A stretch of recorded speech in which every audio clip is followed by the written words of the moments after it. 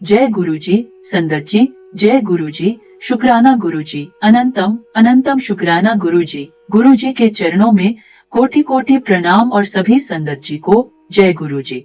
इस चैनल पर आप गुरुजी के प्यारे और आशीर्वाद भरे सत्संग सुनेंगे। गुरुजी की आशीर्वाद लेने के लिए डिवाइन सत्संग विद गुरुजी चैनल को सब्सक्राइब करें और बेल आइकन को दबाना ना भूलें, ताकि नए सत्संग का नोटिफिकेशन मिल सके और आप जल्दी से जाकर सुन सके। तो चलिए संगत जी, आज का सत्संग हम शुरू करते हैं। पहले हम गुरु जी का मंत्र जाप करेंगे। ओम नमः शिवाय। शिव जी सदा सहाय। ओम नमः शिवाय। गुरु जी सदा सहाय। जय गुरु जी। शुक्राना गुरु जी। संगत जी, आज के सत्संग को पूरा ध्यान से सुनना है, क्योंकि इसमें गुरु जी ने आपके लिए महत्वपूर्ण बातें कही होंगी। आइए हम सत्संग की शुरुआत करते हैं। जय गुरु जी। संगत जी, आज मैं आपके साथ अपना एक सत्संग शेयर करने जा रही हूँ। संगत जी, गुरु जी के साथ हमारी जर्नी शुरू हुई 2015।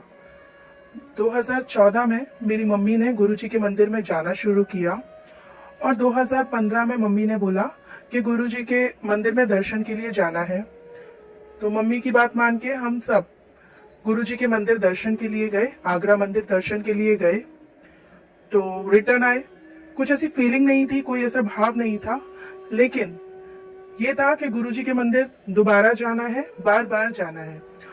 और गुरुजी का बुलावा आता रहा। हम लोग गुरुजी के कभी आगरा मंदिर, गुरुजी ने हमें अपने छतरपुर बड़े मंदिर दर्शन के लिए बुलाया, मुंबई मंदिर, इस तरह से सिलसिला चलता रहा।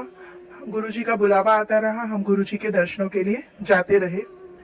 संगत जी, सब कुछ अच्छे से चल रहा था, बहुत अच्छे से लाइफ चल रही थी।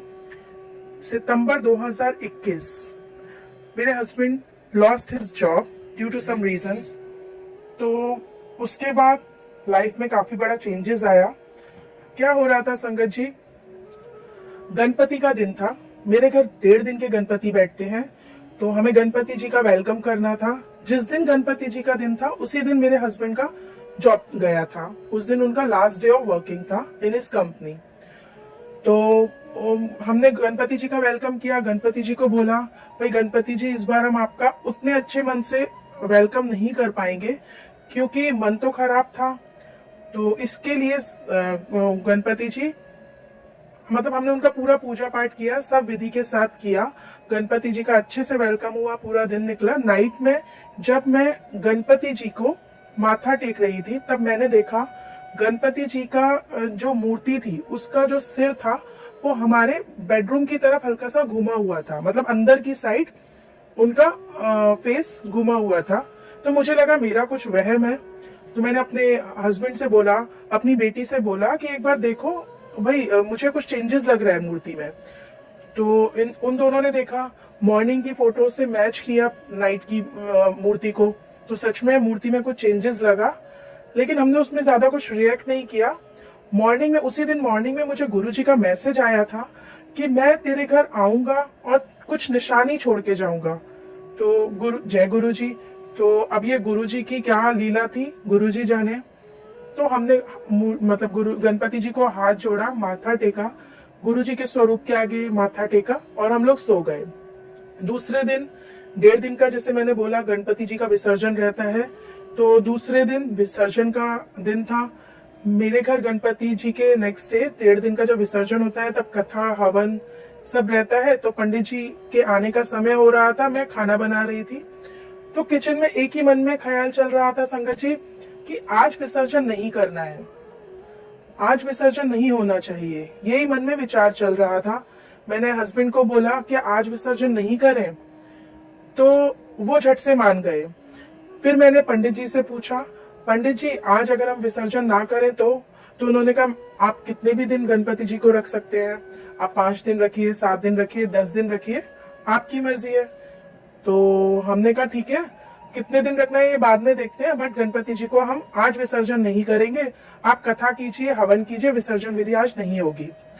तो उसके बाद संगत जी विसर्जन विधि नहीं होगी करके पंडित जी ने अपना सब किया। और उन्होंने क्या देखा, हमारे घर ना मैंने फल चढ़ाए थे गणपति जी को, तो उसमें एक कस्टर्ड एप्पल, सीताफल भी चढ़ाया था। तो वो जो सीताफल था संगत जी, उसके ना 2 पार्ट हो चुके थे। वो एकदम जो रहता है ना कड़क वाला सीताफल वो था, लेकिन वो 2 पार्ट में डिवाइडेड था। वो चीज मैंने भी नहीं ध्यान दिया, पंडित जी ने ध्यान दिया और पंडित जी ने कहा आपके घर तो साक्षात भगवान आए।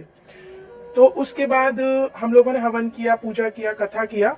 पंडित जी के जाने के बाद वो सीताफल को मैंने उठाया और क्या देखती हूँ संगत जी, उस सीताफल में से 35% जो सीताफल था वो ऑलरेडी खाया हुआ है। मैंने मंदिर में सीड्स चेक किया, कोई भी सीड्स वहां नहीं था। और जो रिमेनिंग सीताफल था वो मैंने, मेरी बच्ची ने और मेरे हस्बैंड ने, हम तीनों ने खाया। संगत जी, उस सीताफल की जो खुशबू थी, आई कैन नॉट एक्सप्लेन। उस सीताफल का जो टेस्ट था, आई कैन नॉट एक्सप्लेन, वो एकदम अलग था, टेस्ट भी और खुशबू भी। जय गुरु जी। फिर अभी गणपति को जी का विसर्जन कब करना है, इस कंफ्यूजन में थे हम लोग। 5वें दिन सोचा तो पंडित जी ने बोला 5वें दिन नहीं करना है क्योंकि मंगलवार आया है, तो मंगलवार को गणपति जी का दिन होता है, आप विसर्जन मत करो। तो फिर मैंने 6ठे दिन गणपति जी के आगे बैठ के पूछा, भाई गणपति जी अब आप ही बताइए, आपका मतलब ये विसर्जन विधि संगत जी, विसर्जन विधि हम कब करें। तो मैं गणपति जी के आगे बैठ गई। तो उसी समय जो अखंड ज्योत जल रही थी वो शांत हुई और जो गणपति जी की मूर्ति थी वो सेम मूर्ति का जो इमेज है वो गुरु जी के चरणों में मुझे दिखने लगा। फिर मैंने हस्बैंड और बच्ची को बोला तो उन्होंने कहा हाँ, साक्षात जो मूर्ति है वो गणपति जी के चरणों में दिख रही है। मतलब उन्होंने हमें इशारा दे दिया कि मैं तो यहाँ विराजमान हूँ, तो तुम चाहो तो आप कल विसर्जन कर सकते हो। तो संगत जी, हमने 7वें दिन का विसर्जन किया। 7वें दिन गणपति जी का विसर्जन होने के बाद अभी हमारी मुश्किलें बढ़ रही थी। बहुत ब्लेस्ड फील हो रहा था कि गुरुजी साक्षात गणपति जी को लेके हमारे घर आए। बट मुसीबत बढ़ने वाली थी क्योंकि इनका जॉब जा चुका था। और संगत जी, ऐसा हो रहा था, मेरा जो प्रोफेशन है उसमें मुझे मन नहीं लग रहा था। जैसे ना कोई चीज थी ऐसी जो हमें ना काम करने से रोक रही थी। जैसे ही लॉस्ट हिज जॉब और मैं भी ना अपने काम में ध्यान नहीं दे पा रही थी। मतलब जिस पैशन से, जिस तरीके से मैं काम करती थी, मेरा काम में मन नहीं लग रहा था। ऐसा लग रहा था मैं काम से दूर हो रही हूँ, कुछ गलत हो रहा था, बट समझ नहीं आ रहा था। महीने बीतते जा रहे थे। मेरा जॉब, मतलब मेरा प्रोफेशन में काम कम होता जा रहा था और मेरे हस्बैंड को जॉब नहीं मिल रहा था। तो हमने कुछ ऐसे डिसीजन लिए कि उसमें हमारी जो सब सेविंग्स खत्म हो गई। हम लोग इनके ना गांव चले गए डिसीजन लेने से पहले, तभी हमारे पास सेविंग्स थे, लेकिन हम इनके गांव चले गए। उस बीच मेरी सिस्टर की मैरिज आई, उसके बाद हम लोग गांव चले गए मेरे हस्बैंड के। तो उनका नेटिव प्लेस फरीदाबाद है। तो जैसे ही हम फरीदाबाद में कदम रखते हैं ना संगत जी, तो मुझे गुरुजी का एक मैसेज आता है जो ना कभी उससे पहले आया ना उसके बाद आया। जैसे ही फरीदाबाद एंटर होते हैं, मैसेज आता है, अब तुझे सबकी सच्चाई दिखानी है। मैं उस टाइम इस मैसेज का मतलब नहीं समझी संगत जी। मैंने सोचा क्या है इसका मतलब, गुरुजी जाने। और सॉरी संगत जी, और मैंने छोड़ दिया वो मैसेज, भूल गई। जैसे ही हम इनके घर पहुंचे, इनके माँ बाप का जो, इनके मम्मी पापा का जो हमारे साथ बर्ताव था ना संगत जी, 10 साल से मैंने कभी ऐसा बर्ताव उनका नहीं देखा।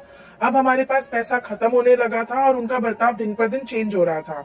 वो इस तरीके से हमारे साथ बिहेव कर रहे थे जैसे कि वो हमारे पराये हैं। उन्होंने, हम 4 महीने उनके साथ नहीं थे, हम किराए के घर पे रहे थे, लेकिन 4 महीने जब तक हम फरीदाबाद में थे, इनके मम्मी पापा, इनके भाई बहन, भाई भाभी ने दोनों, मतलब उन लोगों का बर्ताव इस तरीके से था शायद ही कोई पराया करे, कि कहीं हमसे पैसा ना मांग ले। हर कदम पे मेरे हस्बैंड को उन्होंने रुलाया, हर कदम पे मेरे हस्बैंड को रुलाया।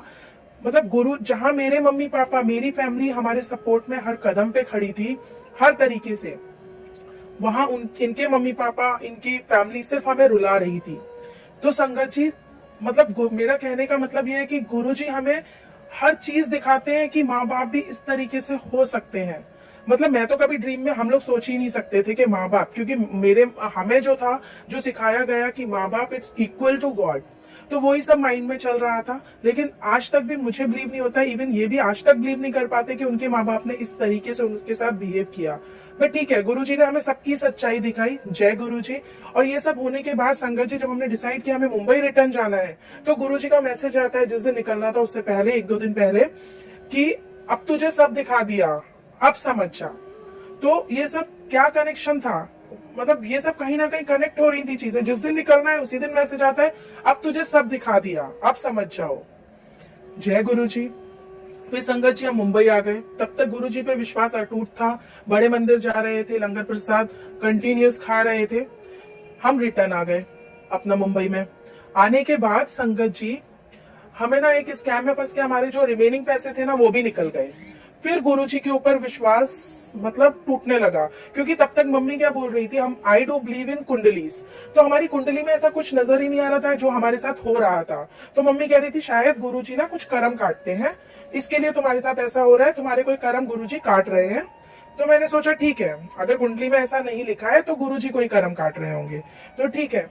फिर भी हम शुक्राना करते रहे, जय गुरु जी करते रहे और चलते रहे। मंदिर, गुरु जी के बड़े मंदिर रूटीन से जा रहे थे, सब चल रहा था।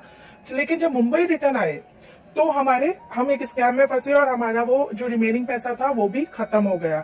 लेकिन जब से हमारा ये प्रॉब्लम शुरू हुआ था, हमें ये फील होता था कि हमारे माइंड को किसी ने ब्लॉक कर रखा है। तो संगत जी ये सब में ना हम बहुत बुरी तरह टूट गए। गुरुजी के साथ बहुत बुरी तरह से मैंने झगड़ा भी किया, बहुत झगड़ा हुआ। गुरुजी के ऊपर से विश्वास पूरी तरह से टूट गया, डगमगाया नहीं, टूट गया। लेकिन उम्मीद थी कि कभी तो गुरुजी कुछ तो आंसर देंगे। विश्वास टूटा था लेकिन उम्मीद थी। तो एक दिन क्या होता है संगत जी, एक कहते हैं ना जब सारे रास्ते बंद होते तो भगवान किसी रूप में आते हैं। तो एक फरिश्ता हमारी लाइफ में आया और उसने हमें कहा कि आपके साथ कुछ गलत हुआ है, आप इस नंबर पे फोन कीजिए। अब वो अंधेरे में जो भी कोई आके कुछ बोलेगा तो वो एक उजाला लगता है। तो हमने उस नंबर पे कॉल किया तो उन्होंने हमें बताया कि आपके साथ किसी ने कुछ किया हुआ है। तो हमने कहा कुछ किया हुआ है मतलब, क्योंकि इससे पहले ना ये सब चीजों पे विश्वास नहीं था, कभी ये देखा नहीं था, कभी ये सुना नहीं था कि ब्लैक मैजिक होता है या कुछ गलत करनी होती है। लेकिन जब अपने ऊपर हुआ तो हमें लगा कि होता होगा और हमारे पास इस चीज को बिलीव करने के अलावा कोई रास्ता नहीं था। तो ठीक है, लेकिन उनसे बात करने के कुछ ही दिनों में मेरे हस्बैंड को जॉब लगा, तो और गुरुजी के ऊपर विश्वास टूटा। मैंने कहा गुरुजी हम तो आपका लंगर प्रसाद करते हैं, लंगर प्रसाद में तो बहुत शक्ति होती है, आपने अगर मतलब किसी इंसान के जरिए कराना है तो आप में, और आप तो फिर भगवान कैसे। तो संगत जी कुछ ही दिनों के अंदर वो महापुरुष, वो इंसान जिसने हमारे लिए, जिनसे बात करने के कुछ दिन में मेरे हस्बैंड का जॉब लग गया, वो हमारे घर साक्षात आ गए। पहले दिन जब वो आए, वो बैठे आके सोफे पे। उस दिन सुबह मेरे पास मैसेज आता है गुरुजी का, तेरे घर आऊंगा और सोफे पे आके बैठूंगा। तो वो आए और आके सोफे पे बैठे और गुरुजी का स्वरूप, बड़ा स्वरूप मेरे ड्राइंग रूम में लगा था, उसको देख के बोले ये तो बहुत लोभी है। तो मैंने कहा ये लोभी नहीं है, ये तो हमारा विश्वास उन पे टूट चुका है, लेकिन ये लोभी नहीं है, ये तो प्यार के भूखे हैं, ये तो इनके तो मंदिर में चढ़ावा तक नहीं चढ़ता, ये तो गुलाब के फूल स्वीकार करते हैं, ये लोभी नहीं है। हाँ मेरा विश्वास टूट चुका है बट लोभी नहीं है। 2 दिन तक संगत जी वो हमारे घर 8 से 10 दिन रुके। 2 दिन तक वो कुछ नहीं बोले, कुछ भी नहीं बोले। और तीसरे दिन मैं उनको ऑब्जर्व कर रही थी, वो डे तो फुल डे तो हमारे साथ बातें करते थे और नाइट में वो पूरी रात ध्यान में बैठते थे। तो तीसरे दिन वो ना गुरुजी के स्वरूप में देखते थे और वो आंखों ही आंखों में कुछ तो बातें करते थे। तो मैंने तीसरे दिन, मुझे कंट्रोल नहीं हुआ, हिम्मत करके उनसे पूछा कि आप बताइए आप गुरुजी से क्या बातें करते हो। तो उन्होंने मुझे बताया कि तुम्हें पता है मैं यहाँ कैसे आया। तो मैंने कहा हमने फोन किया था इसके लिए आप आए। उन्होंने कहा नहीं, मुझे इन्होंने, मतलब गुरुजी ने, गुरुजी के स्वरूप की तरफ हाथ करके उन्होंने बोला इन्होंने यहाँ बुलाया है। तो मैंने कहा क्यों, वो तो भगवान है, उन्होंने हमारे साथ बुरा क्यों किया, उन्होंने हमारे कर्मों को क्यों नहीं, मतलब जो भी हमारे साथ गलत किया गया था उन्होंने क्यों नहीं काटा। संगत जी उन्होंने हमारे सब सवालों का जवाब दिया। उन्होंने बोला कि जिस रूप में गुरुजी इस समय हैं, उस रूप में वो ये सब चीजें नहीं काट सकते थे, इसके लिए उन्होंने साक्षात एक इंसान का रूप लेके वो हमारे घर आए। उनका कहना था कि वो जो महापुरुष थे कि उन्होंने इस रूप में मुझे भेजा है तुम्हारे जो कष्ट हैं, जो तुम्हारे ऊपर किसी ने जो किया है उसको काटने के लिए। फिर उन्होंने मुझे बताया संगत जी, मुझे ना जब हमारे कष्ट चालू हुए थे ना, तब से ना मेरी हर एक चपाती में मतलब चाहे मैं 10 चपाती बनाऊं तो 10 चपाती, 5 चपाती बनाऊं तो 5 चपाती, हर चपाती में चपाती के साइज के त्रिशूल दर्शन होते थे। और मैं नेट पे सर्च करती थी कि what is the meaning of त्रिशूल, क्योंकि ओम सुना था बट त्रिशूल इतने बड़े बड़े, उसका मतलब क्या है। तो उन्होंने बोला कि तुम्हें तुम्हारी चपाती में तुम्हारे कष्ट के दौरान त्रिशूल दर्शन होते थे। मैंने कहा हाँ होते थे। तो कह रहे उसका मतलब शूल, तुम्हारे साथ जो किया गया था वो इतना बुरा था कि तुम्हारे और तुम्हारे हस्बैंड की मौत हो जाए। और वो क्यों किया गया था, किसने किया था, उन्होंने हमें उसका नाम बताया। और क्यों किया था, क्योंकि हमारी सक्सेस को देख के वो जेलस हो रहे थे, और जेलस में उन्होंने हमारा इतना बुरा किया। तो संगत जी उन्होंने बताया कि उस शूल का मतलब हमारी वो चीज को काटना, कम करना था। और उसको पूरी तरह से खत्म करने के लिए संगत जी, गुरु जी ने उन महापुरुष, उन सज्जन पुरुष को हमारे यहाँ भेजा। पर सच बोलूं, साक्षात गुरु जी हमारे घर आए थे। क्योंकि संगत जी जो हम सुनते थे कि गुरु जी सारा दिन संगत के साथ बैठते हैं, बातें करते हैं, रात भर ध्यान में बैठते हैं, मेरे घर वही सब चल रहा था। संगत जी वो फुल डे हमारे संग मस्ती करते थे, बैठते थे, बात करते थे, और रात भर वो ध्यान में बैठते थे। और सुबह फिर मैं उनसे पूछती थी आज गुरुजी आए क्या। मतलब क्या चल रहा था वो मुझे भी नहीं पता। एक अलग ही फीलिंग थी संगत जी, एक अलग ही ऑरा था उनका, बहुत अलग था। जय गुरुजी, शुक्राना गुरुजी। मैंने गुरुजी से बहुत माफी मांगी। उन्होंने मुझे ये भी बताया कि तूने तो बहुत कड़वी लड़ाई की गुरुजी के साथ। तो मैंने कहा फिर गुरुजी मुझसे नाराज हो गए। तो उन्होंने बोला वो एक बार हाथ थामते हैं ना, वो किसी का हाथ छोड़ते नहीं, और तेरा हाथ थामा है उन्होंने, तभी तो आज मैं यहाँ हूँ तेरे घर। और सच में संगत जी, जब वो हमारे घर थे, हमारे घर आए, तब से आज तक हमारे सब कष्ट दूर हो गए। और संगत जी, पैसा आनी जानी चीज है, जिसने भी हमारा बुरा करना चाहा वो गुरुजी उनको देखेंगे, हम नहीं है इंसाफ करने वाले, वो गुरुजी करेंगे। लेकिन संगत जी, उन्होंने हमारा बुरा करना चाहा, लेकिन अनजाने में उन्होंने तो हमारे 7 जन्मों के कर्मों को काट दिया। और संगत जी, हमें एक ऐसी महापुरुष की सेवा करने का मौका मिला, साक्षात भगवान की सेवा करने का मौका मिला। जेलस में उन्होंने अपना ही बुरा करा, क्योंकि उन्होंने अपने 7 जन्म बिगाड़ लिए। ये जन्म के साथ साथ अपने 7 जन्म बिगाड़े, अपने बच्चों के 7 जन्म बिगाड़े। तो संगत जी, किसी का बुरा करने का मत सोचो, सबका अच्छा करो। और सच में कहते हैं ना, जब मुसीबत होती है तो भगवान किसी भी रूप में आते हैं। सच में संगत जी, मेरे घर साक्षात गुरुजी किसी और रूप में आए और हमारे सारे कष्ट ले लिए। संगत जी, गुरुजी को ब्याह कर पाना, गुरुजी को के बारे में कुछ बोल पाना, उतनी हमारी हैसियत नहीं, उतनी हमारी औकात नहीं। बट गुरुजी ने मौका दिया, गुरुजी ने मुझे मौका दिया कि मैं आज ये सत्संग शेयर करूं, क्योंकि उन्होंने ही मुझे बोला था, गुरुजी का हुक्म है कि तुझे सत्संग शेयर करना है। संगत जी, मैं बोलना चाहूंगी शुक्राना गुरुजी, जय गुरुजी, जय जय गुरुजी, शुक्राना गुरुजी। मैंने तो मतलब संगत जी सब कुछ खो गया था, लेकिन गुरुजी को पा लिया, अब सब पा लिया। भगवान को साक्षात पा लिया, अब सब पा लिया। शुक्राना शुक्राना शुक्राना, अनंतम अनंतम अनंतम अनंतम अनंतम शुक्राना। जय गुरुजी, शुक्राना गुरुजी, लव यू गुरुजी, जय गुरुजी।